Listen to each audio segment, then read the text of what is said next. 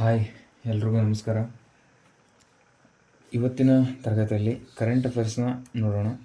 Monthly current affairs ಇದು. Monthly current affairs ಏನೇನು ಆಗಿದೆ ಏಪ್ರಿಲ್ ತಿಂಗಳಲ್ಲಿ ಬರುವಂಥ ಮಂತ್ಲಿ ಕರೆಂಟ್ ಅಫೇರ್ಸನ್ನು ಇವತ್ತಿನ ಕ್ಲಾಸಲ್ಲಿ ನೋಡ್ತಿದ್ದೀವಿ.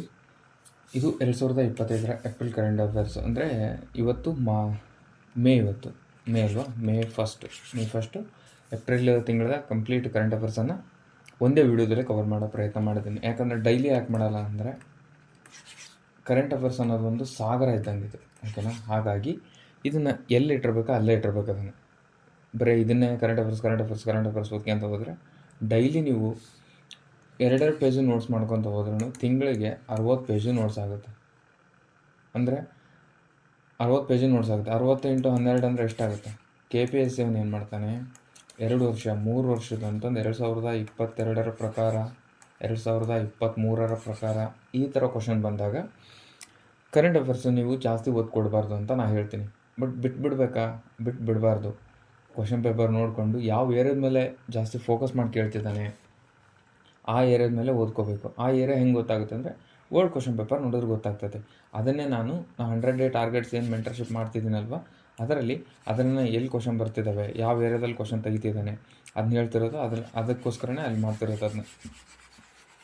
ಓಕೆನಾ? ನಿಮ್ಗೆ ಯಾರಿಗಾದ್ರೂ ಇಂಟ್ರೆಸ್ಟ್ ಇದ್ದರೆ ಅದು ಬೇಕಾದರೆ ಜಾಯ್ನ್ ಆಗೋದಿದ್ದರೆ ಜಾಯ್ನ್ ಆಗಿ ಅಂತ ಹೇಳ್ತಾ ಇವತ್ತಿನ ಕರೆಂಟ್ ಅಫೇರ್ಸು ಏಪ್ರಿಲ್ ತಿಂಗಳ ಕರೆಂಟ್ ಅಫೇರ್ಸ್ ಅನ್ನೋದನ್ನ ಕಂಟಿನ್ಯೂ ಮಾಡೋಣ. ಆಲ್ರೆಡಿ ಇದನ್ನ ಮಾರ್ಚ್ ಕಂಪ್ಲೀಟ್ ಆಗಿದೆ, ಫೆಬ್ರವರಿ ಕಂಪ್ಲೀಟ್ ಆಗಿದೆ, ಜನವರಿ, ಡಿಸೆಂಬರ್, ನವಂಬರ್, ಓಕೆನಾ? ಇಲ್ಲಿ 5 ತಿಂಗಳದ್ದು ಕಂಪ್ಲೀಟ್ ಆಗಿ ಇವಾಗ 6ನೇ ತಿಂಗಳದ್ದು 6 ತಿಂಗಳದ್ದು current affairs already monthly current affairs ಏನಿದೆ ಅದನ್ನ ಕವರ್ ವಿಡಿಯೋ ಇದೆ, ಮತ್ತು ಅದ್ರ ಜೊತೆ PDF ಕೂಡ ಈ ಗ್ರೂಪಲ್ಲಿ ಸಿಗುತ್ತೆ. ಡಿಸ್ಕ್ರಿಪ್ಷನಲ್ಲಿ ಲಿಂಕ್ ಇರುತ್ತೆ, ಅಲ್ಲಿಗೆ ಹೋದರೆ ನಿಮಗೆ ಈ ಚಾನಲ್ಗೆ, ಸ್ಟಡಿ ಜೋನ್ ಚಾನಲ್ಗೆ ಏನಾದರೂ ಜಾಯ್ನ್ ಆದರೆ ಅಲ್ಲಿ ಲಿಂಕ್ ಸಿಗುತ್ತೆ ನಿಮಗೆ. ಅದ್ರ ಥ್ರೂ ನೀವು ಜಾಯ್ನ್ ಆಗಿ ಅಲ್ಲಿ ಅದನ್ನ ಡೌನ್ಲೋಡ್ ಮಾಡಿಕೊಂಡು ನೋಡ್ಕೊಳ್ಳಿ ಅಂತ ಹೇಳ್ತಾ, ಆಮೇಲೆ 100 ಡೇ ಟಾರ್ಗೆಟ್ ಏನು ಮಾಡ್ತಿದ್ದೀನಿ GK ಪ್ಲಸ್ ಕಮ್ಯುನಿಕೇಷನ್ದು, ಅದಕ್ಕೆ ಯಾರಾದರೂ ಜಾಯ್ನ್ ಆಗೋರಿದ್ರೆ ಅಲ್ಲಿಗೆ ನೀವು ಜಾಯ್ನ್ ಆಗಬೇಕು. ಇದರಲ್ಲಿ ಏನು ಮಾಡ್ತಾಯಿತ್ತು ಅಂದರೆ 100 ಡೇ ಡೈಲಿ ಟಾರ್ಗೆಟ್ ಕೊಡುತ್ತೆ. ಡೈಲಿ ವರ್ಕ್ ಮಾಡಬೇಕು ನೀವು, ಓಕೆನಾ? ಡೈಲಿ ಟಾರ್ಗೆಟ್ ಕೊಡುತ್ತೆ. ಎಷ್ಟು? 100 ಡೇ ಕಂಪ್ಲೀಟ್ ಇರುತ್ತೆ, ಅಲ್ಲಿವರೆಗೂ ಇರ್ತದೆ ಡೈಲಿ ಟಾರ್ಗೆಟ್. ಅಂದರೆ 100 ಡೇ ಅಂದರೆ ದಿನಕ್ಕೆ ₹5 ಅಂತ, ದಿನಕ್ಕೆ ₹5 ಅಷ್ಟು ಚಾರ್ಜ್ ಇದ್ದಂಗೆ ಇರುತ್ತೆ ನಿಮಗೆ. ಅಂದರೆ 500 ಇರುತ್ತೆ ಪೇಡ್ ಇರುತ್ತೆ. ನಿಮಗೆ ಬೇರೆ ಗ್ರೂಪ್ ಇರುತ್ತೆ, ನಿಮ್ಗೆ ಬೇರೆ ಅಲ್ಲೆಲ್ಲ ವರ್ಕ್ ಮಾಡಿದವರೆಲ್ಲ ಕಂಟೆಂಟ್ ಅಲ್ಲಿ ಹಾಕಿರ್ತೀವಿ, ಓಕೆನಾ? ಪ್ರಿಪ್ರೇಷನ್ ಎಲ್ಲದು ಕೂಡ ಏನಿರುತ್ತೆ ಅಂದರೆ ಪ್ರೀವಿಯಸ್ ಇಯರ್ ಕ್ವಶನ್ಸ್ ಥ್ರೂ ಇರುತ್ತೆ. ಸುಮ್ಮನೆ ರ್ಯಾಂಡಮ್ ಆಗಿ ಸಬ್ಜೆಕ್ಟ್ ಇದೆ ಹಂಗೆ ಓದ್ಬಿಟ್ಬಿಡು ಆ ಥರ ಇರೋಲ್ಲ. ಕ್ವಶನ್ಸ್ ಪೇಪರಲ್ಲಿ ಏನು ಬರ್ತಿದೆ, ಕ್ವಶನ್ನು ಯಾವ ಲೆವೆಲಲ್ಲಿ ಬರ್ತಿದೆ ಆ ಲೆವೆಲಲ್ಲಿ ನಿಮ್ಮ ಪ್ರಿಪ್ರೇಷನ್ ಇರಬೇಕು ಅನ್ನೋ ದೃಷ್ಟಿಯಿಂದ ಇದು ಮಾಡಿರೋದು. ಇದು ಯಾವ್ದಾದ್ರು ನಿಮಗೆ ಇಂಟ್ರೆಸ್ಟ್ ಇದ್ದರೆ ಇದರಲ್ಲಿ GKನ ಟಾರ್ಗೆಟ್ ಇರುತ್ತೆ, ಕಮ್ಯುನಿಕೇಷನ್ ಕೂಡ ಟಾರ್ಗೆಟ್ ಇರುತ್ತೆ, ಗ್ರೂಪ್ C ಲೆವೆಲಲ್ಲಿ ಇರುತ್ತೆ. ಮತ್ತು ನಾವು ಬೇರೆ PC PSIಗೆ ಅಷ್ಟೇ ಓದ್ಕೊಳ್ತೀವಿ ಅಂತಂದ್ರೂ ಕೂಡ ಅದಕ್ಕೂ GK ಅಷ್ಟೇ ಇರುತ್ತೆ.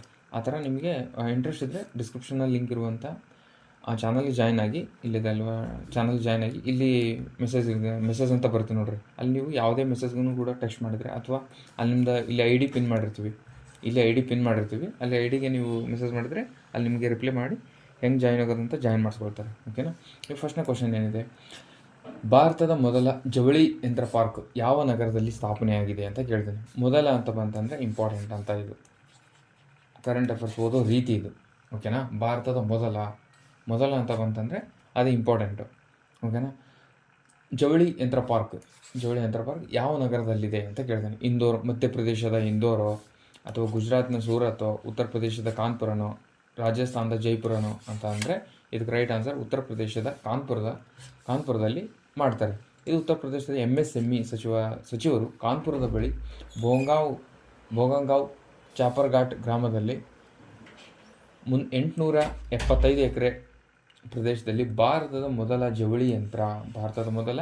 ಜವಳಿ ಯಂತ್ರ ಉದ್ಯಾನವನವನ್ನು ಘೋಷಿಸಲಾಯಿತು. ಇಷ್ಟು ಓದ್ಕೊಂಡು ಸ್ಕಿಪ್ ಮಾಡಿಬಿಡ್ಬೇಕು, ಇದನ್ನೆಲ್ಲ ರಾಡಿ ಕುಂದ್ರಬಾರ್ದು. ಓಕೆ, ನೆಕ್ಸ್ಟ್, ಆರ್ಥಿಕತೆಯ ಸಂದರ್ಭದಲ್ಲಿ ಸ್ಮೈಲ್ ಕಾರ್ಯಕ್ರಮದ ಪ್ರಾಥಮಿಕ ಉದ್ದೇಶವೇನು? ಹಿಂಗೆ ಕೇಳೋದು ಕ್ವಶನ್, ಹಿಂಗೆ ಬರ್ತವೆ. ಆರ್ಥಿಕತೆಯ ಸಂದರ್ಭದಲ್ಲಿ ಇಲ್ಲಾಂದರೆ ಸ್ಮೈಲ್ ಕಾರ್ಯಕ್ರಮದ ಪ್ರಾಥಮಿಕ ಉದ್ದೇಶವೇನು, ಅಥವಾ ಅದರದ್ದು ಎಕ್ಸ್ಪ್ಯಾಂಡ್ ಕೇಳ್ಬೋದು, ಓಕೆನಾ? ಆ ರೀತಿ. ಬಟ್ ಇದು ನಮಗೆ ಇವಾಗ ನ್ಯೂಸಲ್ಲಿದೆ ಹಾಗೆ, ಓಕೆನಾ? ನೋಡಬೇಡ ಡೈರೆಕ್ಟಾಗಿ. ಸ್ಮೈಲ್ ಕಾರ್ಯಕ್ರಮದ ಉದ್ದೇಶ ಏನಂದರೆ ಭಾರತದ ಲಾಜಿಸ್ಟಿಕ್ ವಲಯದ ಮತ್ತು ಪೂರೈಕೆ ಸರಪಳಿಗಳನ್ನು ಬಲಪಡಿಸುವುದೇ ಇದರ ಮುಖ್ಯ ಉದ್ದೇಶವಾಗಿರುತ್ತದೆ. ಇದನ್ನು ಏಷ್ಯನ್ ಡೆವಲಪ್ಮೆಂಟ್ ಬ್ಯಾಂಕ್ ಸ್ಮೈಲ್ ಅನ್ನೋ ಫುಲ್ ಫಾರ್ಮ್ ಏನಂದರೆ ಇದನ್ನು ಕೂಡ ಕೇಳ್ಬೋದು, ಓಕೆನಾ? ಇದು ಕೂಡ ಇಂಪಾರ್ಟೆಂಟ್. ಸ್ಮೈಲ್ ಫುಲ್ ಫಾರ್ಮ್ ಏನಂತ ಕೂಡ ಕೇಳ್ಬೋದು. ಸ್ಟ್ರೆಂಥನಿಂಗ್ ಮಲ್ಟಿ ಮಾಡೆಲ್ ಮತ್ತು ಇಂಟಿಗ್ರೇಟೆಡ್ ಲಾಜಿಸ್ಟಿಕ್ ಎಕೋಸಿಸ್ಟಮ್ ಕಾರ್ಯಕ್ರಮಕ್ಕೆ ಹಣಕಾಸು ಒದಗಿಸುತ್ತದೆ. ಓಕೆನಾ, ಯಾರು ಏಷ್ಯನ್ ಡೆವಲಪ್ಮೆಂಟ್ ಬ್ಯಾಂಕ್ ಅವರು ಇದಕ್ಕೆ ಹಣಕಾಸು ಒದಗಿಸ್ತಾರಂತೆ, ಯಾವುದಕ್ಕೆ, ಸ್ಮೈಲ್ ಕಾರ್ಯಕ್ರಮಕ್ಕೆ. ಓಕೆನಾ, ಮತ್ತು ಇದನ್ನು PM ಗತಿಶಕ್ತಿ ರಾಷ್ಟ್ರೀಯ ಮಾಸ್ಟರ್ ಪ್ಲಾನನ್ನು ಬೆಂಬಲಿಸುತ್ತದೆ, ಅದಕ್ಕೋಸ್ಕರ ಇದನ್ನ ಮಾಡ್ತಿದ್ದಾರೆ. ನೆಕ್ಸ್ಟು ಆಮೇಲೆ ಕ್ವಶನ್ ಪೇಪರ್ ಬಿಡಿಸ್ರಿ ಅಂತ ಹೇಳಿದೆ. ಈಗ ಆಲ್ರೆಡಿ ಯೂಟ್ಯೂಬಲ್ಲಿನೇ ಎಷ್ಟು ಕನಿಷ್ಠ 19 plus question paper already solve ಮಾಡಿದ್ದೀವಿ. ಅದರಲ್ಲಿ ಸಿರಿಕಲ್ಚರ್ HK, ಅಸಿಸ್ಟೆಂಟ್ ಡೈರೆಕ್ಟರ್ ನಾನ್ HK, ಆ ಥರ ಒಟ್ಟು ಈ ಥರ ಇವೆಲ್ಲ ಗ್ರೂಪ್ ಬಿ ಕ್ವಶನ್ಸ್, ಇಲ್ಲೆಲ್ಲ ಗ್ರೂಪ್ ಸಿ ಕ್ವಶನ್ಸು ಇವೆಲ್ಲ KPSC ಇವೆಲ್ಲ ಕ್ವಶನ್ಸನ್ನ ಅನಾಲಿಸಿಸ್ ಮಾಡಿದೆ. ಓಕೆನಾ, ಅವು ನಿಮಗೆ ಕ್ಲಾಸಸ್ಸು ವ್ಯೂ ಆಗಲ್ಲ. ಅವ್ನು ನೋಡೋಕ್ಕೆ ನಿಮಗೆ ಅವ್ನ ಕ್ಲಾಸಸ್ ಅಂದರೆ ನಿಮಗೆ ನೋಡ್ಬೇಕಂತಂದರೆ ಫಸ್ಟ್ ನೀವು ಇವಾಗ ನೋಡ್ತಿದ್ದೀರಲ್ವ, ಈ ಚಾನಲ್ನ ಸಬ್ಸ್ಕ್ರೈಬ್ ಆದಮೇಲೆ ಈ ಥರ ಪೇಜ್ ಓಪನ್ ಆಗುತ್ತಾ. ಈ ಥರ ಪೇಜ್ ಓಪನ್ ಆದಮೇಲೆ ಸಬ್ಸ್ಕ್ರೈಬ್ ಆದಮೇಲೆ ಇಲ್ಲಿ ಜಾಯಿನ್ ಬಟನ್ ಅಂತ ಬರುತ್ತೆ, ಅದನ್ನು ಕ್ಲಿಕ್ ಮಾಡಿದ್ಮೇಲೆ ಈ ಥರ ಪೇಜ್ ಓಪನ್ ಆಗುತ್ತೆ ನಿಮಗೆ. ಗೋಲ್ಡನ್ ಆರ್ಟ್ಸು ಇಲ್ಲಿ ಕ್ಲಾಸಸ್ ಇರೋಲ್ಲ, ಡೈಮಂಡ್ ಅಂತ ಇದೆ, ಇಲ್ಲಿ ಕ್ಲಾಸಸ್ ಇರೋಲ್ಲ. ಇಲ್ಲಿದೆ ನೋಡಿ, GK ವರ್ಡ್ ಪ್ರಶ್ನೆ ಪತ್ರಿಕೆಗಳಂತ. ಓಕೆನಾ, ಇದು ಹಳೆಯ ಸ್ಕ್ರೀನ್ಶಾಟ್ ಇದು, ಬಟ್ ಇವಾಗ ಆಲ್ರೆಡಿ 19 ಪ್ಲಸ್ ಕ್ಲಾಸಸ್ ಇದ್ದಾವೆ ಅದರಲ್ಲಿ. ಓಕೆನಾ, ಅವಿಷ್ಟು ಕ್ವಶನ್ ಪೇಪರು, ಪ್ರತಿ question paper 19 plus question paper ಇದ್ದಾವೆ, ಅವಿಷ್ಟು ಕೂಡ ಇಲ್ಲಿ ಸಿಗ್ತವೆ ನಿಮಗೆ. ಇಲ್ಲಿ 159ಗೆ ನೀವು ಜಾಯಿನ್ ಆದರೆ ಅಂದರೆ ಉಳಿದೆಲ್ಲ ಕ್ವಶನ್ ಪೇಪರು ಕೂಡ ನಿಮಗೆ ಅಲ್ಲಿ ಸಿಗ್ತವೆ, ಅಲ್ಲಿ ಹೋಗಿ ನೋಡ್ಕೋಬೋದು. ಆಮೇಲೆ ಎಕ್ಸ್ಟ್ರಾ ಸಿಲೆಬಸ್ಸಲ್ಲಿರುವಂಥ ಬೇರೆ ಬೇರೆ ಭೂ ಸುಧಾರಣೆ, ಆಮೇಲೆ ಪಂಚಾಯತು, ಇಂಥವು ಕೂಡ ಕೆಲವೊಂದಿಷ್ಟು ಸ್ಪೆಸಿಫಿಕ್ ವೀಡಿಯೋಸ್ ಕೂಡ ಅಲ್ಲೇ ಇರ್ತವೆ. ನಿಮಗೆ ಬೇಕಂದ್ರೆ ಅಲ್ಲಿ ಹೋಗಿ ಜಾಯ್ನ್ ಆಗಿ ನೋಡ್ಕೋಬೋದು ಅಂತ ಹೇಳ್ತಾ, ಮೂರನೇ ಕ್ವಶನ್ ಏನಿದೆ, ಇತ್ತೀಚೆಗೆ ಕಾಣಿಸಿಕೊಂಡ ಕಾರ್ಟೋಸ್-3 ಯಾವ ರೀತಿಯ ಉಪಗ್ರಹವಾಗಿದೆ?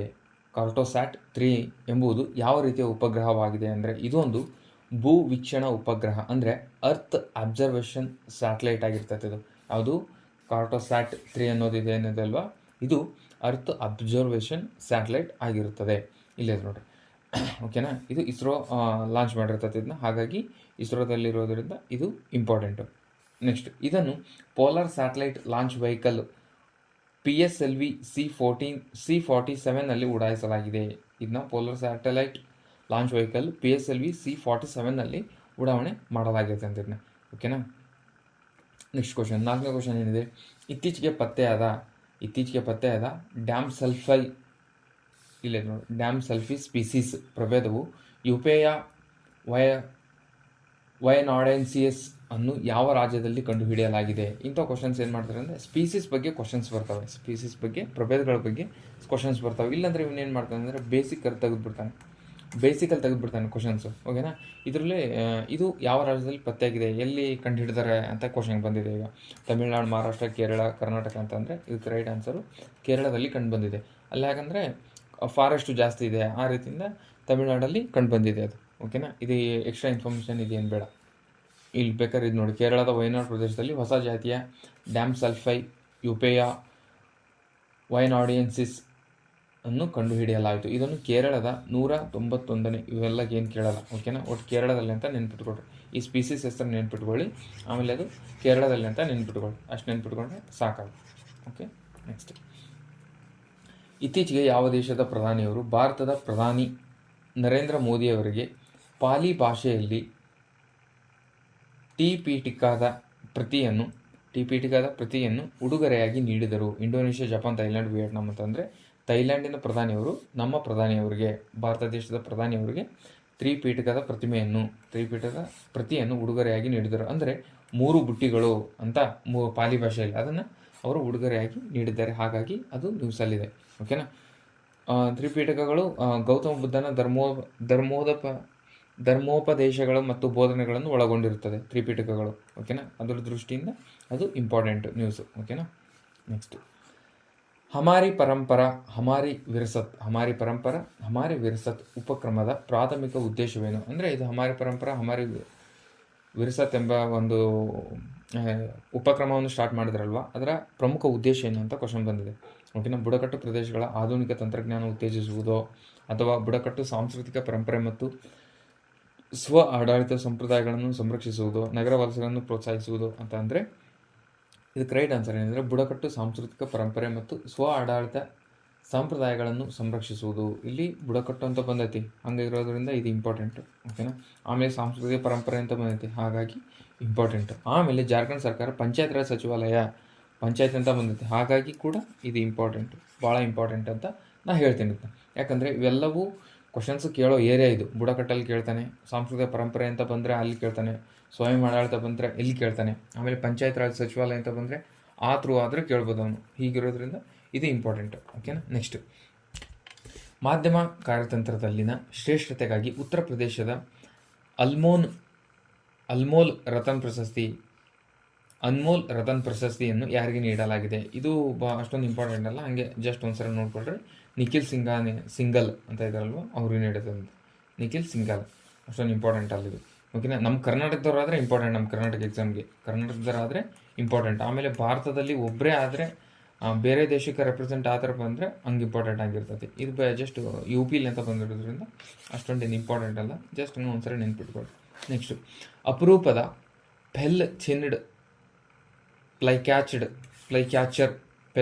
ಫ್ಲೈಕ್ಯಾಚರ್ ವೈಜ್ಞಾನಿಕ ಹೆಸರು ಸಿಯೋರ್ಸಿನ್ ಪೋಲಿಯೋಜೆನಿಸಸ್ ಇತ್ತೀಚೆಗೆ ಯಾವ ಈಶಾನ್ಯ ರಾಜ್ಯದಲ್ಲಿ ಕಾಣಿಸಿಕೊಂಡಿತು? ಅರುಣಾಚಲ ಪ್ರದೇಶ, ಮಿಜೋರಾಂ, ತ್ರಿಪುರ, ನಾಗಾಲ್ಯಾಂಡ್. ಅಂದರೆ ಅರುಣಾಚಲ ಪ್ರದೇಶದಲ್ಲಿ ಕಂಡುಬಂದಿದೆ ಇದು. ಓಕೆನಾ. ಅರುಣಾಚಲ ಪ್ರದೇಶದಲ್ಲಿ ಕಂಡುಬಂದಿದೆ. ಇದು ಮಸ್ಕಿ ಕಾಪಿಡೆ ಕುಟುಂಬದ ಒಂದು ಸಣ್ಣ ಗುಬ್ಬಚ್ಚಿ ಗಾತ್ರದ ಕೀಟ ತಿನ್ನುವ ಕಾಡು ಹಕ್ಕಿ. ಇದು ಒಂದು ಏನಾಗಿದೆ ಅಂದರೆ ಕೀಟ ತಿನ್ನುವ ಕಾಡು ಹಕ್ಕಿ. ಏನಿದು? ಪೆಲ್ ಚಿನ್ಡ್ ಫ್ಲೈಕ್ಯಾಚರ್. ಇದು ಒಂದು ಕೀಟ ತಿನ್ನುವ ಕಾಡು ಹಕ್ಕಿ ಇದು. ಓಕೆನಾ. Next, the international day of sports for development and peace IDSDP is observed annually on which day? ಅಂದರೆ ಅಭಿವೃದ್ಧಿ ಮತ್ತು ಶಾಂತಿಗಾಗಿ ಅಂತಾರಾಷ್ಟ್ರೀಯ ಕ್ರೀಡಾ ದಿನವನ್ನು ವಾರ್ಷಿಕವಾಗಿ ಯಾವ ದಿನದಂದು ಆಚರಿಸಲಾಗುತ್ತದೆ? ಏಪ್ರಿಲ್ 4, 5, 6, 7 ಅಂತ ಕೊಟ್ಟಿದ್ದಾರೆ. ಇದಕ್ಕೆ ರೈಟ್ ಆನ್ಸರ್ ಏಪ್ರಿಲ್ 6 ಅಂದು ಆಚರಣೆ ಮಾಡಲಾಗ್ತದೆ. ಓಕೆನಾ. ಇದರ ಥೀಮ್ ಏನಂದರೆ living the playing field, sports for social inclusion. ಇಲ್ಲೆಲ್ಲ ಕ್ವಶನ್ ಏನು ಬರಲ್ಲ. ಓಕೆನಾ. ಇದರಲ್ಲಿ ಏನು ಕೇಳಲ್ಲ, ಬಟ್ ಅದನ್ನು ಜಸ್ಟ್ ಹಂಗೆ ಡೇಸ್ ಅಷ್ಟು ನೆನ್ಪಿಟ್ಕೊಳ್ಳಿ. ಕೇಳಿದ್ರೆ ಅಲ್ಲಿ ಕೇಳ್ಬೋದು. ಏನಿದೆ? ಅಭಿವೃದ್ಧಿ ಮತ್ತು ಶಾಂತಿಗಾಗಿ ಅಂತಾರಾಷ್ಟ್ರೀಯ ಕ್ರೀಡಾ ದಿನವನ್ನು ವಾರ್ಷಿಕವಾಗಿ ಯಾವ ದಿನದಂದು? ಏಪ್ರಿಲ್ 6 ಆಚರಣೆ ಮಾಡ್ತಾರೆ. ನೆಕ್ಸ್ಟ್, ಪ್ರಾದೇಶಿಕ ಗ್ರಾಮೀಣ ಬ್ಯಾಂಕ್ RRB, ಇದ್ರ ಭಾಳ ನ್ಯೂಸಲ್ಲಿತ್ತು ಲಾಸ್ಟ್ ಮಂತ್. ಓಕೆನಾ. What is the name of the new policy ಮಾಡಿದರು launched by the Indian government to consolidated regional rural bank. ನಾವು 100 ಡೇ ಟಾರ್ಗೆಟ್ ಏನು ಮಾಡಿದೀವಲ್ಲ, ಅದರಲ್ಲಿ ರೀಜ್ನಲ್ ರೂರಲ್ ಬ್ಯಾಂಕ್ ಆಲ್ರೆಡಿ ಅವ್ರ ಹತ್ರ ನೋಟ್ಸ್ ಮಾಡಿದ್ದೀವಿ. ಅದರ ರಿಲೇಟೆಡ್ ಏನೇನು ಕ್ವಶನ್ಸು ಬರ್ತವೆ, ಪ್ರಿವಿಯಸ್ ಇಯರ್ ಕ್ವಶನ್ಸು, ಅದನ್ನು ಕೂಡ ಕಲೆಕ್ಟ್ ಮಾಡಿದ್ದಾರೆ ಹುಡುಗರು. ಆ ರೀತಿ ವರ್ಕ್ ಆಗಿದೆ ಕರೆಂಟ್ ಅಫೇರ್ಸ್ ಥ್ರೂ ಅಂತ ಬಂದಿದ್ದಕ್ಕೆ. ಓಕೆನಾ. ಇದರ ಹೊಸ ನೀತಿ ಏನಂತ ಕೇಳಿದ್ರೆ ಒನ್ ನೇಷನ್ ಒನ್ ಬ್ಯಾಂಕ್. ಇದ್ರ ಹೊಸ ನೀತಿ ಏನಂದರೆ ಒನ್ ನೇಷನ್ ಒನ್ ಬ್ಯಾಂಕ್. ಒಂದು ರಾಜ್ಯ ಒಂದು RRB. ಇದು ಇಲ್ಲಿದ್ರು one state one RRB. One nation one bank ಅಲ್ಲ. Option C right answer. ಇದು RRBಯುಗಳನ್ನು 43ರಿಂದ 28ಕ್ಕೆ ಇಳಿಸಲು, ಅಂದರೆ ಮರ್ಜ್ ಮಾಡ್ತಾರೆ ಇವನ್ನ, ಇಳಿಸಲು ಮೂಲಕ ದಕ್ಷತೆ ಮತ್ತು ಸುಧಾರಿಸಲು ವೆಚ್ಚವನ್ನು ಕಡಿತಗೊಳಿಸಲು ಹಣಕಾಸು ಸಚಿವಾಲಯವು ಒಂದು ರಾಜ್ಯ ಒಂದು ಪ್ರಾದೇಶಿಕ ಬ್ಯಾಂಕ್ ಅನ್ನೋ ನೀತಿಯನ್ನು ಪ್ರಾರಂಭಿಸಿದೆ. ಇದರಲ್ಲಿ ಬಿಹಾರ್, ಗುಜರಾತ್, ಜಮ್ಮು ಕಾಶ್ಮೀರ, ಕರ್ನಾಟಕ, ಮಧ್ಯಪ್ರದೇಶ, ಒಡಿಸ್ಸಾ, ರಾಜಸ್ಥಾನಗಳಂತಹ ತಲಾ 2 ಗಳನ್ನು ವಿಲೀನಗೊಳಿಸಲು ಪ್ಲಾನ್ ಇದೆ. ಆಮೇಲೆ ರೈತರು, ಕುಶಲಕರ್ಮಿಗಳಿಗೆ ಮತ್ತು ಕಾರ್ಮಿಕರಿಗೆ ಗ್ರಾಮೀಣ ಸಾಲವನ್ನು ಬೆಂಬಲಿಸಲು ಪ್ರಾದೇಶಿಕ ಗ್ರಾಮೀಣ ಬ್ಯಾಂಕ್ 1976 ಅಡಿಯಲ್ಲಿ RRBಗಳನ್ನು ರಚಿಸಿದವು. ಈಗ ಕ್ವಶನ್ ಬೇಸಿಕಲ್ಲಿ ಬಂದುಬಿಡ್ತವೆ. RRB ಸ್ಥಾಪನೆ ಆಗಿದೆ ಯಾವಾಗ ಅಂತಂದರೆ 1976ರಲ್ಲಿ ಸ್ಥಾಪನೆ ಆಯಿತು. ಇದನ್ನು ಯಾರು ಸ್ಥಾಪನೆ ಮಾಡಿದ್ದಾರೆ ಅಂದರೆ ಪ್ರಾದೇಶಿಕ ಗ್ರಾಮೀಣ ಬ್ಯಾಂಕ್ ಕಾಯ್ದೆ 1976 ಅಡಿಯಲ್ಲಿ ಇದನ್ನು RRBಗಳನ್ನು ರಚಿಸಲಾಗಿದೆ. ಓಕೆ. ನೆಕ್ಸ್ಟ್, ಇತ್ತೀಚೆಗೆ ಸುದ್ದಿಯಲ್ಲಿ ಕಾಣಿಸಿಕೊಂಡ ಧನ್ಸಿರಿ ನದಿಯು ಯಾವುದರ ಉಪನದಿ? ನದಿ ಮತ್ತು ಉಪನದಿಗಳು, ನದಿ ಪ್ಲಸ್ ಉಪನದಿಗಳು ಇವು ಇಂಪಾರ್ಟೆಂಟ್ ಟಾಪಿಕ್ ಇದು. ಓಕೆನಾ. ಯಾವಾಗಲೂ ಕ್ವಶನ್ಸ್ ಬರ್ತವೆ ಇದ್ರ ಮೇಲೆ, ಈ ಟಾಪಿಕ್ ಮೇಲೆ. ಹಾಗಾಗಿ ಏನು ಕೊಡ್ತಾನೆ? ಗಂಗಾ, ಬ್ರಹ್ಮಪುತ್ರ, ಗೋದಾವರಿ, ನರ್ಮದಾ ಅಂತ ಕೊಡ್ತಾನೆ. ರೈಟ್ ಆನ್ಸರ್ ಇದು ಬ್ರಹ್ಮಪುತ್ರ ನದಿಯ ಉಪನದಿ ಯಾವುದು? ಧನ್ಸಿರಿ ನದಿ. ಓಕೆನಾ. ಬ್ರಹ್ಮಪುತ್ರ ನದಿಯ ಉಪನದಿ. ಇದು ಎಲ್ಲಂದರೆ ಅಸ್ಸಾಂ ಮತ್ತು ನಾಗಾಲ್ಯಾಂಡ್ ದೀಂಪುರ್ ಜಿಲ್ಲೆಯ ಪ್ರಮುಖ ನದಿಯಾಗಿದೆ ಮತ್ತು ಬ್ರಹ್ಮಪುತ್ರ ನದಿಯ ಪ್ರಮುಖ ಉಪನದಿಯಾಗಿದೆ. ಓಕೆನಾ. ನಾಗಾಲ್ಯಾಂಡ್ ಮತ್ತು ಅಸ್ಸಾಮಲ್ಲಿ ಹರಿಯುತ್ತೆ ಅದು. ಹಾಗೆ ಬ್ರಹ್ಮಪುತ್ರ ನದಿಯ ಪ್ರಮುಖ ನದಿಗಳು ಯಾವ್ಯಾವು? ಟ್ಯಾಂಕ್ಸ್ಪೋ, ಅದು ಅಲ್ಲಿ ಹುಟ್ಟೋದು. ಆಮೇಲೆ ಈಗ ಕೆಲವೊಂದಿಷ್ಟು ಕಾಣ್ತಿಲ್ಲ ತಡ್ರಿ, ಲೋಹಿತ್, ದಿಬಾಂಗ್, ಧನ್ಸಿರಿ, ಕಪಿಲಿ, ಸುಬಾನ್ಸಿರಿ. ಓಕೆನಾ. ಇವೆಲ್ಲ ತೀಸ್ತಾ, ಇವೆಲ್ಲವೂ right bank tributaries, left bank tributaries. ಓಕೆನಾ. ಯಾವುದು? ಬ್ರಹ್ಮಪುತ್ರ ನದಿಯ ನದಿಗಳು ಆಗಿರ್ತವೆ. ನೆಕ್ಸ್ಟ್, ಇತ್ತೀಚೆಗೆ ಯಾವ ದೇಶವು ಪ್ರಧಾನಿ ನರೇಂದ್ರ ಮೋದಿ ಅವರಿಗೆ ತನ್ನ ಅತ್ಯುನ್ನತ ನಾಗರಿಕ ಪ್ರಶಸ್ತಿಯಾದ ಮಿತ್ರ ವಿಭೂಷಣ ನೀಡಿ ಗೌರವಿಸಿತು? ಶ್ರೀಲಂಕಾ, ಇಂಡೋನೇಷ್ಯಾ, ನೇಪಾಳ, ಭೂತಾನ್ ಅಂತಂದರೆ ಶ್ರೀಲಂಕಾ ದೇಶವು ನೀಡುತ್ತದೆ. ಭಾರತ ಮತ್ತು ಶ್ರೀಲಂಕಾ ಸಂಬಂಧ ಮತ್ತು ಹೆಚ್ಚಿನ ಹಂಚಿಕೆ ಸಾಂಸ್ಕೃತಿಕ ಪರಂಪರೆಯನ್ನು ಬಲಪಡಿಸುವುದಕ್ಕಾಗಿ ಪ್ರಧಾನಿ ನರೇಂದ್ರ ಮೋದಿ ಅವರು ಶ್ರೀಲಂಕಾ ಸರ್ಕಾರದಿಂದ ಮಿತ್ರ ವಿಭೂಷಣ ಪದಕವನ್ನು ಪಡೆದರು. ಇದು ಪದಕವನ್ನು ನೀಡಿದ ಮೇಲೆ ಇದು 22ನೇ ಪದಕ, ಅಂತಾರಾಷ್ಟ್ರೀಯ ಪ್ರಶಸ್ತಿ ಆಗಿರುತ್ತದೆ. ಪ್ರಧಾನಿ ನರೇಂದ್ರ ಮೋದಿ ಅವರಿಗೆ ವಿದೇಶಿ ರಾಷ್ಟ್ರವೊಂದು ಪ್ರಧಾನಿ ನರೇಂದ್ರ ಮೋದಿ ಅವರಿಗೆ 22 ದೇಶಗಳಿವೆ. ಇತ್ತೀಚೆಗೆ ಅವರು ಪ್ರಧಾನಿ ಆಗಿದ್ದರಿಂದ 22 ಪ್ರಶಸ್ತಿಗಳನ್ನು ಬೇರೆ ದೇಶದಿಂದ ಅವರಿಗೆ ಕೊಟ್ಟಿದ್ದಾರೆ. ಅದು 22ನೇದು ಯಾವುದಂದರೆ ಮಿತ್ರ ವಿಭೂಷಣ ಶ್ರೀಲಂಕಾ ದೇಶದವರು ಕೊಟ್ಟಿದ್ದಾರೆ. ನೆಕ್ಸ್ಟ್ 13ನೇ ಕ್ವಶನ್, ಇತ್ತೀಚೆಗೆ ಯಾವ ಸಚಿವಾಲಯವು ಭಾರತದಲ್ಲಿ ಮಹಿಳೆಯರು ಮತ್ತು ಪುರುಷರು 2024 ಆಯ್ದ ಸೂಚಕಗಳು ಮತ್ತು ದತ್ತಾಂಶ ಎಂಬ ಪ್ರಕಟಣೆಯನ್ನು ಬಿಡುಗಡೆ ಮಾಡಲಾಯಿತು? Which ministry recently released publication women and men in India 2024 selected indicators and data? ಯಾವುದು? ಮಹಿಳಾ ಮತ್ತು ಮಕ್ಕಳ ಅಭಿವೃದ್ಧಿ ಸಚಿವಾಲಯನೋ, ಗೃಹ ವ್ಯವಹಾರಗಳ ಸಚಿವಾಲಯನೋ, ಅಂಕಿಅಂಶ ಮತ್ತು ಕಾರ್ಯಕ್ರಮ ಅನುಷ್ಠಾನ ಸಚಿವಾಲಯನೋ, ಸಾಮಾಜಿಕ ನ್ಯಾಯ ಮತ್ತು ಸಬಲೀಕರಣ ಸಚಿವಾಲಯನೋ ಅಂತಂದರೆ option C, ministry of statistics and programming implementation ಅಂತ. ಆಪ್ಷನ್ ಸಿ ಏನಿದೆಯಲ್ವ, ಅಂಕಿಅಂಶ ಮತ್ತು ಕಾರ್ಯಕ್ರಮ ಅನುಷ್ಠಾನ ಸಚಿವಾಲಯ ಇದನ್ನ ಸ್ಟಾರ್ಟ್ ಮಾಡ್ತೈತಿ. ಏನದು? ಭಾರತದಲ್ಲಿ ಮಹಿಳೆಯರು ಮತ್ತು ಪುರುಷರು 2024 ಸೂಚಕಗಳ ದತ್ತಾಂಶಗಳು. ಓಕೆ. ನೆಕ್ಸ್ಟ್, ಅಪರೂಪದ ಉದ್ದನೆಯ ಮೋತಿಯ ಬಳ್ಳಿ ಹಾವು ಯಾವ ಹುಲಿ ಅಭಯಾರಣ್ಯದಲ್ಲಿ ಪತ್ತೆಯಾಗಿದೆ? ದುಧ್ವಾ, ಬಂಡೀಪುರ, ಕನ್ನ, ಜಿಮ್ ಕಾರ್ಬೆಟ್ ಅಂತ ಕೊಟ್ಟಿದ್ದಾರೆ. ಇದಕ್ಕೆ ರೈಟ್ ಆನ್ಸರು ದುಧ್ವಾ ಹುಲಿ ಅಭಯಾರಣ್ಯದಲ್ಲಿ ಪತ್ತೆಯಾಗಿದೆ. ಇನ್ನು ಓಕೆನಾ. ನೆಕ್ಸ್ಟ್, ಫ್ರೆಡ್ ಡ್ಯಾರಿಂಗ್ಟನ್ ಸ್ಯಾಂಡ್ಸ್ ಮಾಸ್ಟರ್ ಪ್ರಶಸ್ತಿ ಪಡೆದ ಮೊದಲ ಭಾರತೀಯ ಯಾರು? ಮೊದಲ ಅಂತ ಕೊಟ್ಟಿದ್ದಾನೆ, ಇಂಪಾರ್ಟೆಂಟು. ಓಕೆನಾ. ಮೊದಲ ಅಂತ ಬಂದರೆ ಸ್ವಲ್ಪ ಇಂಪಾರ್ಟೆಂಟ್, ಸ್ವಲ್ಪ ಎಚ್ಚರಿಕೆಯಿಂದ ಇರಿ. ಫ್ರೆಡ್ ಡ್ಯಾರಿಂಗ್ಟನ್ ಸ್ಟ್ಯಾಂಡ್ ಮಾಸ್ಟರ್ ಪ್ರಶಸ್ತಿ ಪಡೆದ ಮೊದಲ ಭಾರತೀಯ ಯಾರು? ಅಂಕನ್ ಮಿತ್ರ, ಮೃಣಾಲಿನಿ ಮುಖರ್ಜಿ, ಸುದರ್ಶನ್ ಪಟ್ನಾಯಕರ್, ಅಶ್ವಿನಿ ಭಟ್ ಅಂತ ಅಂದರೆ ಸುದರ್ಶನ್ ಪಟ್ನಾಯಕರ್ ಅವರು ಕೊಟ್ಟಿರ್ತಾರೆ. ಮರಳು ಕಲೆಯಲ್ಲಿ ಶ್ರೇಷ್ಠತೆಗಾಗಿ ಆಮೇಲೆ ಫ್ರೆಡ್ ಡ್ಯಾರಿಂಗ್ಟನ್ ಪ್ರಶಸ್ತಿಯನ್ನು ಯಾವುದು ಕೊಡ್ತಾರೆ ಅಂದರೆ ಮರಳು ಕಲೆಯಲ್ಲಿ ಶ್ರೇಷ್ಠತೆಗಾಗಿ ಕೊಡ್ತಾರೆ. ಓಕೆನಾ. ಸ್ಟ್ಯಾಂಡ್ ಮಾಸ್ಟರ್ ಪ್ರಶಸ್ತಿಯನ್ನು ಯಾರು ಕೊಡ್ತಾರೆ ಅಂದರೆ ಭಾರತದ ಮೊದಲಿಗೆ ಸುದರ್ಶನ್ ಪಟ್ನಾಯಕ್ ಅವರಿಗೆ ಕೊಟ್ಟಿದ್ದಾರೆ. ನೆಕ್ಸ್ಟ್, 3.2 ಮೀಟರ್ ಅಪರ್ಚರ್ ರೇಡಿಯೋ ಮತ್ತು millimetre wave telescope 3 gorgeous Antarctic I ಅನ್ನು ಯಾವ ದೇಶ ಪ್ರಾರಂಭಿಸಿದೆ? ಇದನ್ನು ಚೀನಾ ಅವರು ಪ್ರಾರಂಭಿಸಿದ್ದಾರೆ. 3 ಗಾರ್ಜಿಯಸ್ ಅಂತ ಬಂದ ಕೂಡಲೇ ನಮಗೆ ಚೀನಾ ನೆನಪಾಗಬೇಕು. ಚೀನಾ ಪ್ರಾರಂಭಿಸಿದೆ. ಓಕೆನಾ. ನೆಕ್ಸ್ಟ್, ಪಲ್ನಾ ಯೋಜನೆಯು ಯಾವ ಸುಸ್ಥಿರ ಅಭಿವೃದ್ಧಿ ಗುರಿಯನ್ನು ಬೆಂಬಲಿಸುತ್ತದೆ? ಸುಸ್ಥಿರ ಸಸ್ಟೈನಬಲ್ ಡೆವಲಪ್ಮೆಂಟ್ ಗೋಲ್ಸ್ ಇದಾವಲ್ವ, ಅದರಲ್ಲಿ ಪಲ್ನಾ ಯೋಜನೆ ಅಂತ ಒಂದು ಯೋಜನೆ ಮಾಡಿದ್ದಾರೆ. ಆ ಯೋಜನೆಯಲ್ಲಿ ಈ 17 ಗುರಿಗಳಲ್ಲಿ ಯಾವ ಗುರಿಯನ್ನು ಅದು ಬೆಂಬಲಿಸುತ್ತದೆ? ಇದು ಸ್ವಲ್ಪ ಟ್ರಿಕಿ ಕ್ವಶನ್ನೇ. ಈ ಥರ ಕ್ವಶನ್ ಕೂಡ ಬಂದರೆ ನಿಮಗೆ ಕಷ್ಟ ಆಗ್ತದೆ. ಓಕೆನಾ. ಸಸ್ಟೈನಬಲ್ ಡೆವಲಪ್ಮೆಂಟ್ ಗೋಲ್ಸ್ 3, 5, 4, 8 ಅಂತ ಕೊಟ್ಟಿದ್ದಾರೆ. ಓಕೆನಾ. 3 ಎಂದು ಉತ್ತಮ ಆರೋಗ್ಯ ಮತ್ತು ಯೋಗಕ್ಷೇಮನೋ, ಅಥವಾ 5ನೇದೇನು ಲಿಂಗ ಸಮಾನತೆನೋ, 4ನೇದು ಗುಣಮಟ್ಟದ ಶಿಕ್ಷಣನೋ, 8 ಆರೋಗ್ಯ, ಕೆಲಸ ಮತ್ತು ಆರ್ಥಿಕ ಬೆಳವಣಿಗೆನೋ ಅಂತ ಅಂದರೆ ಇದಕ್ಕೆ right answer sustainable development goals 8 ಆರೋಗ್ಯ ಮತ್ತು ಆರ್ಥಿಕ ಬೆಳವಣಿಗೆ. ಹಂಗಂದರೆ ಸಸ್ಟೈನಬಲ್ ಡೆವಲಪ್ಮೆಂಟ್ ಗೋಲ್ಸಲ್ಲಿ 17 ಇದ್ದಾವೆ ನೋಡ್ರಿ. 17 ಇದ್ದಾವೆ. 1ನೇದು no poverty, 2 zero hunger, global health ಬಗ್ಗೆ ಮಾತಾಡೋದು 3, quality education 4, gender equality 5, clean water and sanitisation ಯಾವುದು 6, ಓಕೆನಾ.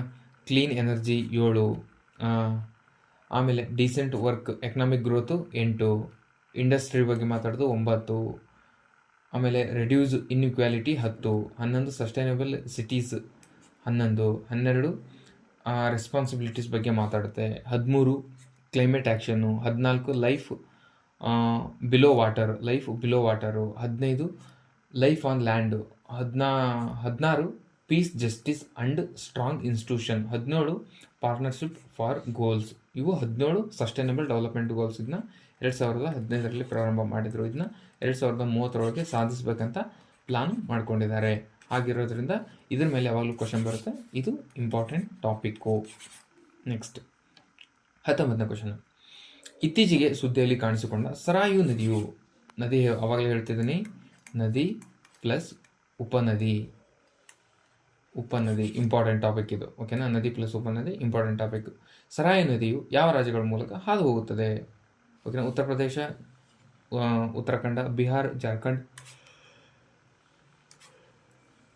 ರಾಜಸ್ಥಾನ್ ಮತ್ತು ಗುಜರಾತ್, ಪಂಜಾಬ್ ಮತ್ತು ಹರಿಯಾಣ ಅಂತ ಕೊಟ್ಟಿದ್ದಾರೆ. ರೈಟ್ ಆನ್ಸರ್ ಉತ್ತರ ಪ್ರದೇಶದ ಮತ್ತು ಉತ್ತರಾಖಂಡದಲ್ಲಿ. ಉತ್ತರ ಪ್ರದೇಶದ ಅಯೋಧ್ಯ ನಗರ ಇದೆಯಲ್ವಾ, ಅಲ್ಲಿನೂ ಕೂಡ ಹಾದು ಹೋಗುತ್ತದೆ.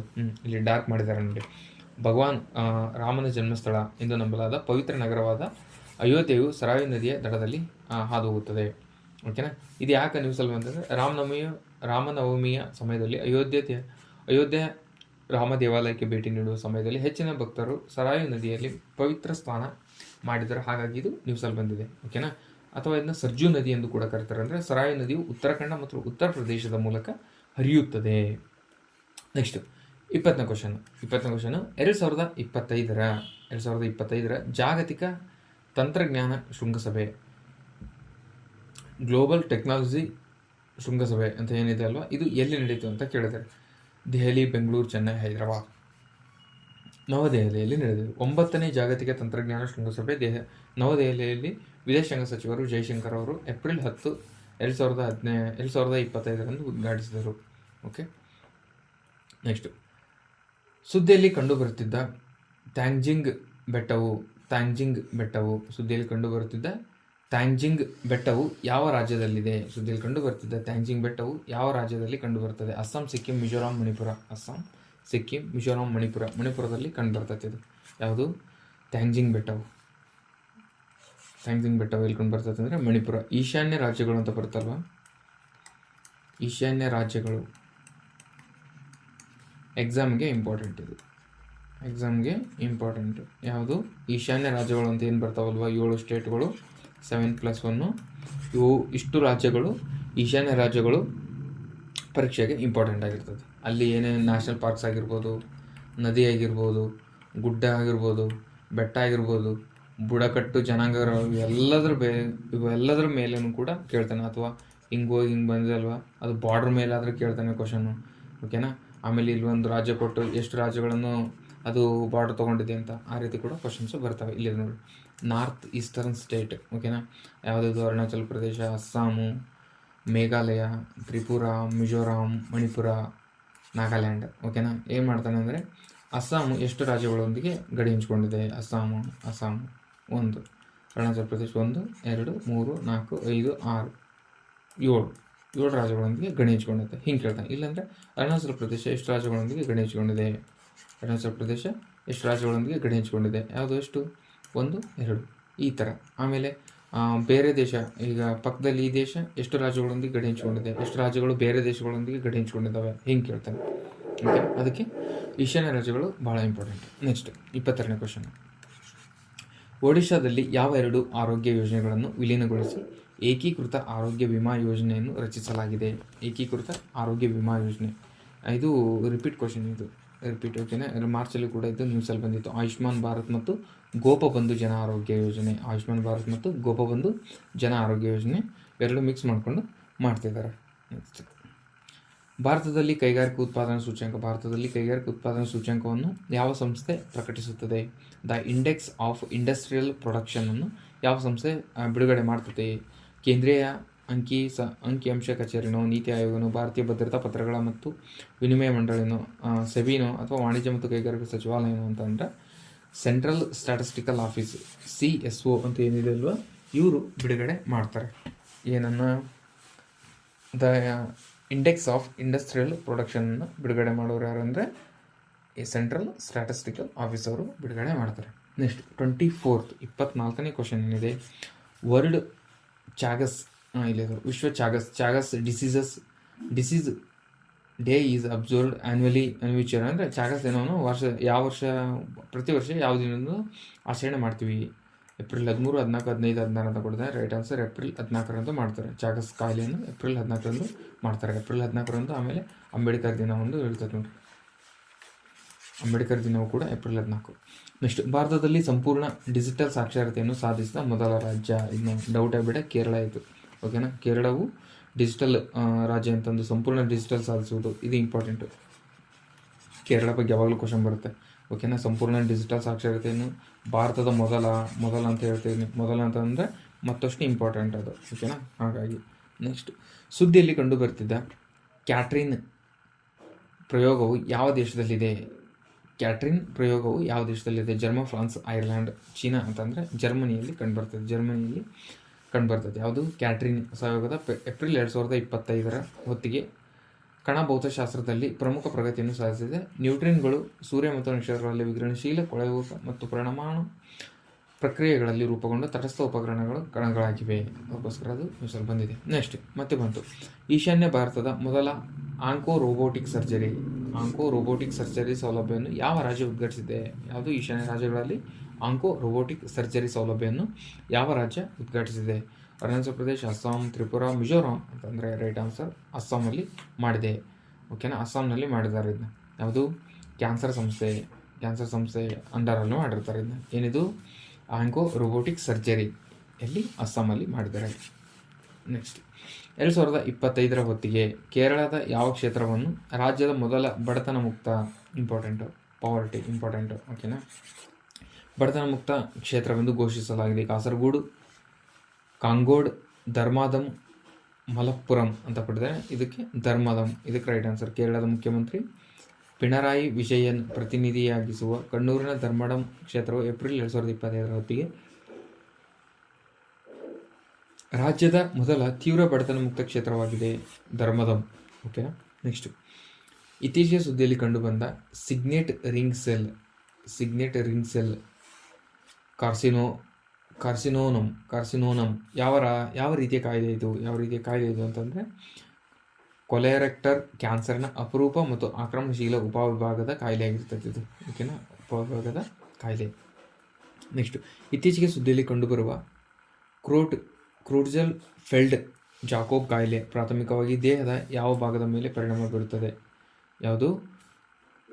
ಕ್ರೂಟ್ಜೆಫೆಲ್ಡ್ ಜಾಕೋಬ್ ಕಾಯಿಲೆ, ಕ್ರೂಟ್ಜೆಫೆಲ್ಡ್ CJD ಎಂಬ ಕಾಯಿಲೆಯು ದೇಹದ ಯಾವುದರ ಮೇಲೆ ಪರಿಣಾಮ ಬೀರುತ್ತದೆ? ಡಿಸೀಸಸ್ಸು ಇಂಪಾರ್ಟೆಂಟು, ದೇಹದ ಮೇಲೆ ಬರುವಂಥ ರೋಗಗಳು ಇಂಪಾರ್ಟೆಂಟು. ಹೃದಯ, ಯಕೃತ್, ಮೆದುಳು ಅಂತ ಕೊಟ್ಟಿದ್ದಾರೆ. ಇದಕ್ಕೆ ರೈಟ್ ಆನ್ಸರ್ ಮೆದುಳು ಮೇಲೆ ಕಂಡುಬರ್ತದೆ. ನೆಕ್ಸ್ಟ್, ದಸ್ಟಲಿಕ್ 6 ಭಾರತ ಮತ್ತು ಯಾವ ದೇಶಗಳ ನಡುವೆ ಜಂಟಿ ಮಿಲಿಟರಿ ಸಮರಾಭ್ಯಾಸ ನೇವಿ ಆಗಿರ್ಬೋದು, ಮಿಲಿಟರಿ ಆಗಿರ್ಬೋದು, ಇವೆಲ್ಲವೂ ಕೂಡ ನಾನು 100 ಟಾರ್ಗೆಟಲ್ಲಿ ಏನಿದ್ರಲ್ವ ನಿಮ್ಗೆ ಆಲ್ರೆಡಿ ಮೊನ್ನೆ ಒಂದು ಕಂಪ್ಲೀಟ್ 3ರಲ್ಲಿರುವಂಥ ಲೀಸ್ಟ್ ಕೂಡ ಶೇರ್ ಮಾಡಿದ್ದೀನಿ ನಾನು, ಅಲ್ಲಿ ಹೋಗಿ ಚೆಕ್ ಮಾಡ್ಕೊಳ್ಳಿ, ಓಕೆನಾ. ಇದ್ರ ಫ್ರಾನ್ಸ್, ಉಜ್ಬೇಕಿಸ್ತಾನ್, ರಷ್ಯಾ ಅಂತ ಕೊಡೋದು. ಇದಕ್ಕೆ right answer Uzbekistan, okay. Next, ವಿಶ್ವ ಕಲಾ ದಿನವನ್ನು ಪ್ರತಿ ವರ್ಷ ಯಾವ ದಿನದಂದು ಆಚರಿಸಲಾಗುತ್ತದೆ? ವಿಶ್ವ ಕಲಾ ದಿನ ಏಪ್ರಿಲ್ 15, 16, 17, 18 ಅಂದರೆ ಏಪ್ರಿಲ್ 15ರಂದು ವಿಶ್ವ ಸಾಂಸ್ಕೃತಿಕ ವೈವಿಧ್ಯತೆ ಅದರ ಪಾತ್ರ ಪ್ರಪಂಚದಾದ್ಯಂತ ಕಲಾವಿದರ ಕೊಡುಗೆಗಳನ್ನು ಗೌರವಿಸಲು ಪ್ರತಿ ವರ್ಷ ಏಪ್ರಿಲ್ 15ರಂದು ವಿಶ್ವ ಕಲಾ ದಿನವನ್ನು ಆಚರಿಸಲಾಗುತ್ತದೆ, ಓಕೆನಾ.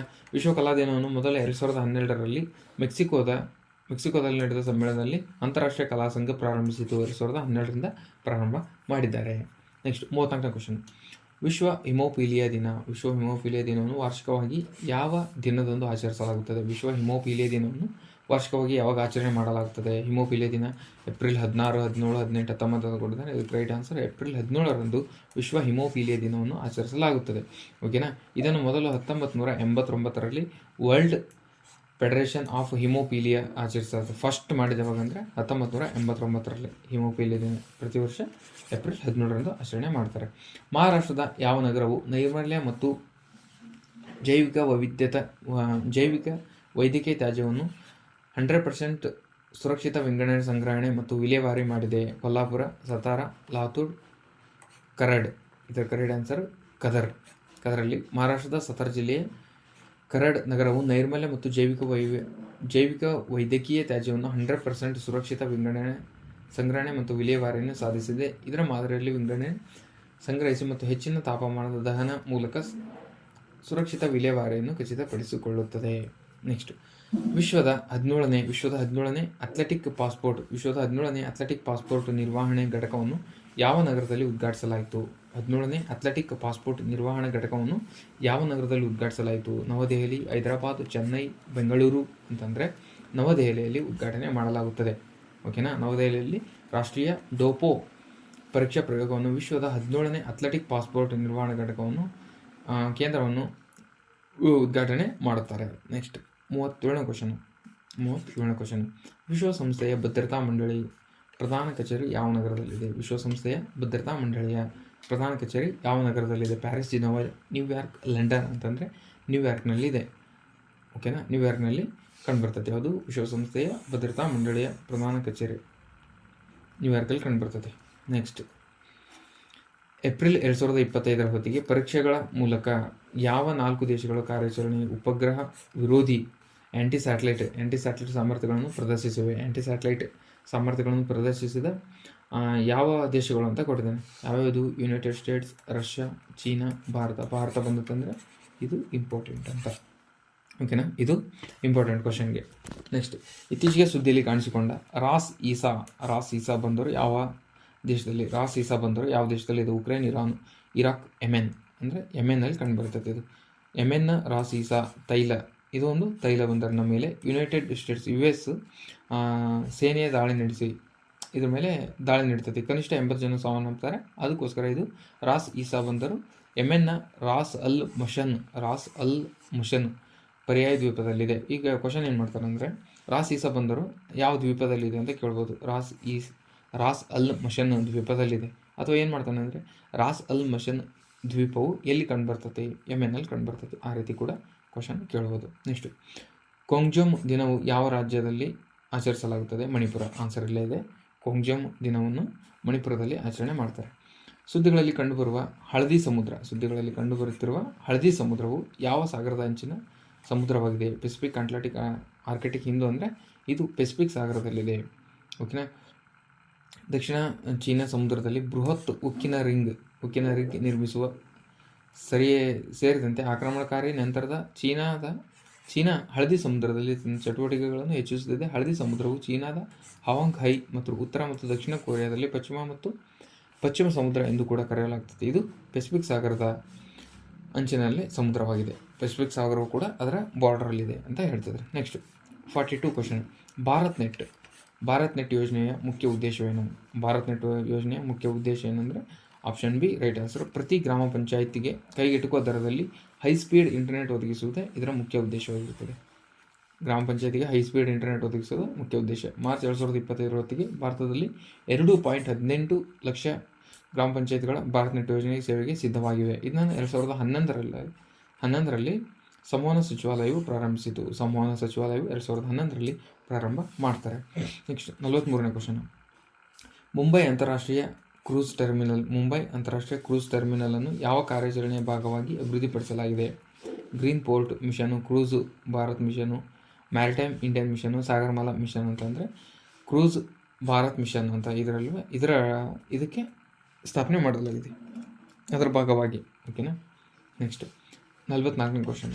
ಇತ್ತೀಚೆಗೆ ಸುದ್ದಿಯಲ್ಲಿ ಕಾಣಿಸಿಕೊಂಡ ನ್ಯೂಟನಾ ದ್ವೀಪವು ಇಂಥ ಕ್ವಶನ್ ಬಂದ್ಬಿಡ್ತವೆ. ನ್ಯೂಟನಾ ದ್ವೀಪವು ಯಾವ ಜಲಮೂಲದಲ್ಲಿದೆ? ಕೆಂಪು ಸಮುದ್ರ, ದಕ್ಷಿಣ ಚೀನಾ ಸಮುದ್ರ, ಕಪ್ಪು ಸಮುದ್ರ, ಮೆಡಿಟೇರಿಯನ್ ಸಮುದ್ರ. ಅಂದರೆ ನ್ಯೂಟನಾ ದ್ವೀಪವು ದಕ್ಷಿಣ ಚೀನಾ ಸಮುದ್ರದಲ್ಲಿ ಕಂಡುಬರ್ತದೆ. ಇತ್ತೀಚೆಗೆ ನ್ಯೂಟನಾ ದ್ವೀಪಗಳು ಬಳಿ ಚೀನಾದ ಚಟುವಟಿಕೆಯಿಂದ ಹೆಚ್ಚುತ್ತಿರುವ ಉದ್ವಿಗ್ನತೆಯ ನಡುವೆಯೂ ಇಂಡೋನೇಷ್ಯಾ ಮತ್ತು ಚೀನಾ ಕಡಲ ಸಹಕಾರಕ್ಕೆ ತಮ್ಮ ಭದ್ರತೆಯನ್ನು ಪುನರುಚ್ಚರಿಸಲು ಬುಂಗುರಾನ್ ದ್ವೀಪ ಎಂದು ಕರೆಯಲ್ಪಡುವ ನ್ಯೂಟನಾ ದ್ವೀಪಗಳ ದ್ವೀಪ ಸಮೂಹದಲ್ಲಿ ಅತಿ ದೊಡ್ಡದಾಗಿದೆ.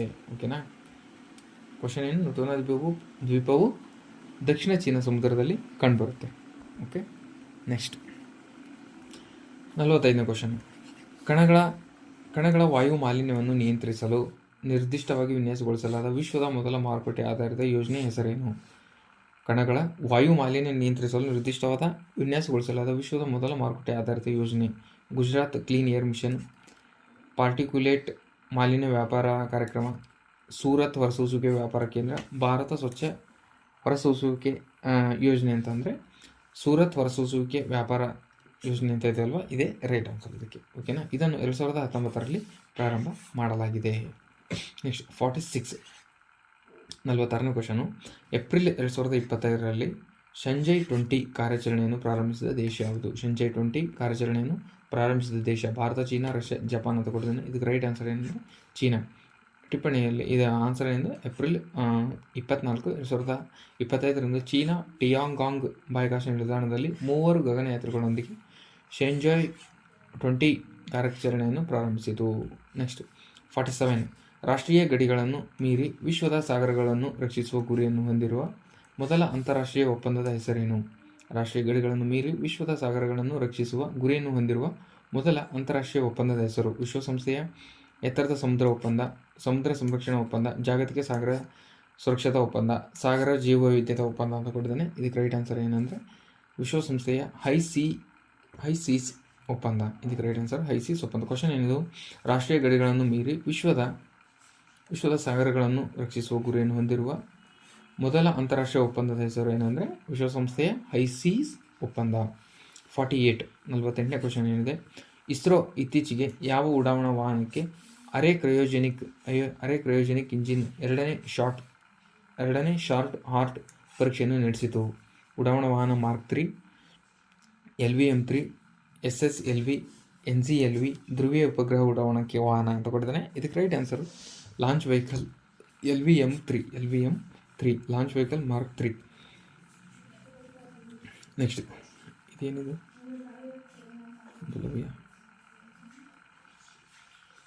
ನೆಕ್ಸ್ಟ್ 50ನೇ ಕ್ವಶನ್. 2025 ವಿಶ್ವ ಪಶು ವೈದ್ಯಕೀಯ ದಿನವನ್ನು ಯಾವ ದಿನದಂದು ಆಚರಿಸಲಾಗುತ್ತದೆ? ವಿಶ್ವ ಪಶು ವೈದ್ಯಕೀಯ ದಿನವನ್ನು ಏಪ್ರಿಲ್ 25, 26 ಅಂತ ಕೊಡ್ತಾನೆ. ಇದಕ್ಕೆ ರೈಟ್ ಆನ್ಸರ್ ಏಪ್ರಿಲ್ 26 ಆಚರಣೆ ಮಾಡಲಾಗುತ್ತದೆ. ವಿಶ್ವ ವೈದ್ಯಕೀಯ ವೃತ್ತಿಪರ ಪಾತ್ರವನ್ನು ಆಚರಿಸಲು ಏಪ್ರಿಲ್ 26 ವಿಶ್ವ ಪಶು ವೈದ್ಯಕೀಯ ದಿನವನ್ನು 2025 ಆಚರಿಸಲಾಗುತ್ತದೆ. ಥೀಮ್ ಏನಂದರೆ ಪ್ರಾಣಿಗಳ ಆರೋಗ್ಯವು ಒಂದು ತಂಡವನ್ನು ತೆಗೆದುಕೊಳ್ಳುತ್ತದೆ. ಇದರ ಥೀಮ್ ಆಗಿರ್ತದೆ. ಇಷ್ಟು ಏಪ್ರಿಲ್ ತಿಂಗಳ ಕರೆಂಟ್ ಅಫೇರ್ಸ್ ಆಗಿರ್ತದೆ.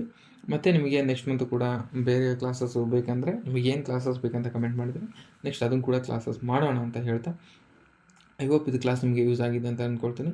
ಆಮೇಲೆ ಎಲ್ಲ ಕ್ಲಾಸಸ್ ಇಲ್ಲಿದ್ದಾವೆ, ನಿಮ್ಗೆ ಬೇಕಂದರೆ ಇವೆಲ್ಲ ಹೋಗಿ ನೋಡ್ಕೊಳ್ಳಿ. ಇನ್ನೊಂದು ಶೇರ್ ಮಾಡ್ತೀನಿ ಗ್ರೂಪಲ್ಲಿ. ಆಮೇಲೆ 100 ಡೇಸ್ ಟಾರ್ಗೆಟ್ಗೆ ಯಾರಾದರೂ ಸೇರೋಕ್ಕೆ ಇಂಟ್ರೆಸ್ಟ್ ಇದ್ದರೆ ಗ್ರೂಪಲ್ಲಿ ಬಂದು ಮೆಸೇಜ್ ಹಾಕಿದರೆ ಅಲ್ಲಿ ನಮ್ಮದು ID ಪಿನ್ ಮಾಡಿರ್ತಾರೆ, ಅಲ್ಲಿಗೆ ಬಂದು ನೀವು ಮೆಸೇಜ್ ಮಾಡಿ ಆಮೇಲೆ ಅಲ್ಲಿಂದ ಕಾಂಟ್ಯಾಕ್ಟ್ ಮಾಡ್ಕೊಂಡು ನಿಮ್ಮನ್ನ ಸೇರಿಸ್ಕೊಳ್ತಾರೆ.